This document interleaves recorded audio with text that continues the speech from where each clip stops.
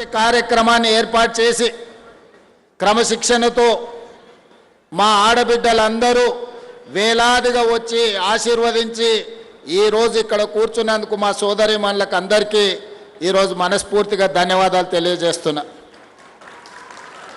అదేవిధంగా మా అధికారులకు ఒక సూచన చేయదలుచుకున్నా. ఎప్పుడు నా కార్యక్రమాన్ని ఏర్పాటు చేసినా నా కుడి వైపున ఇక్కడి నుంచి అక్కడి వరకు ఆడబిడ్డలకు కుర్చీలు వేసిన తర్వాతనే ఎడమ వైపున మా యువ సోదరులకు కుర్చీలు వేయండి. ఈరోజు వేలాది మంది వచ్చింది మా ఆడబిడ్డలు. వాళ్ళందరినీ వెనుక భాగాన కూర్చోబెట్టి మా రాజకీయ మిత్రులందరినీ ముందల కూర్చోబెట్టారు.